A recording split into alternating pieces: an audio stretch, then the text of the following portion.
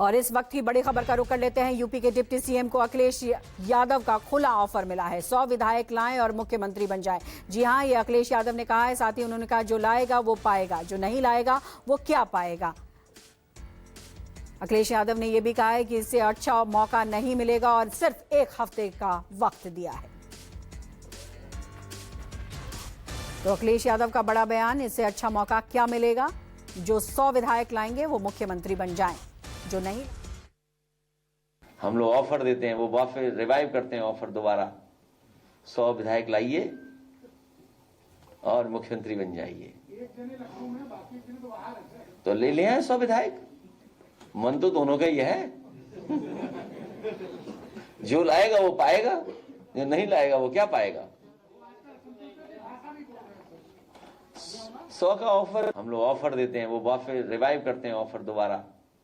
100 विधायक लाइए और मुख्यमंत्री बन जाइए।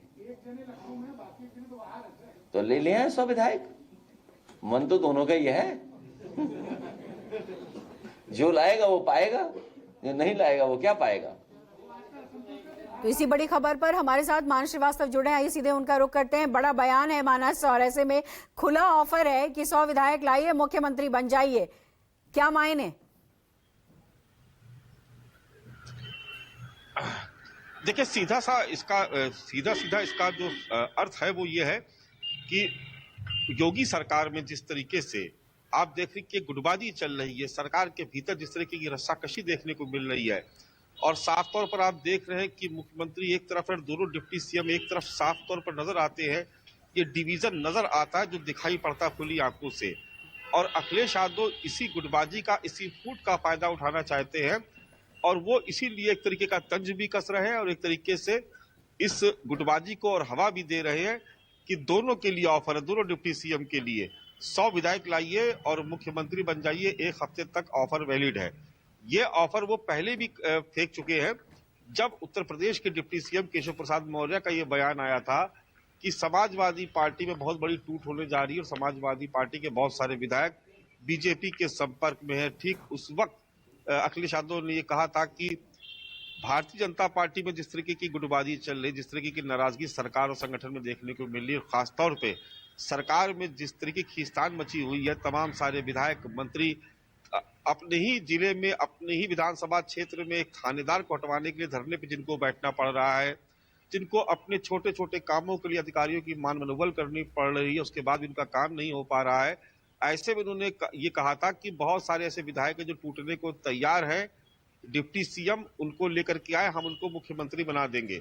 लेकिन ताजा जो उन्होंने ऑफर दिया है वो उन्होंने एक तरीके से ब्रजेश पाठक की तरफ इशारा करते हुए कहा, हालांकि कहा उन्होंने है कि दोनों ही डिप्टी सीएम के लिए ऑफर है, कि जिस तरीके से आपने देखा शंकराचार्य के पूरे मामले को लेकर के, ब्राह्मणों बटुकों की शिखा को लेकर के जिस तरीके से ब्रजेश पाठक लगातार सरकार से अलग लाइन पकड़ कर चल रहे हैं, ठीक उस वक्त अखिलेश यादव ने आज प्रेस कॉन्फ्रेंस में फिर से वही ऑफर फेंक दिया और उन्होंने कहा कि इस बार ये ऑफर दोनों डिप्टी सीएम के लिए है।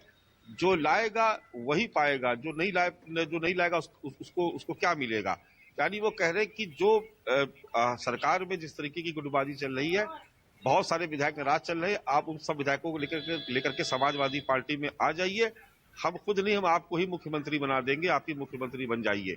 तो ये एक तरीके से अखिलेश यादव की और समाजवादी पार्टी की सोची समझी रणनीति का हिस्सा है।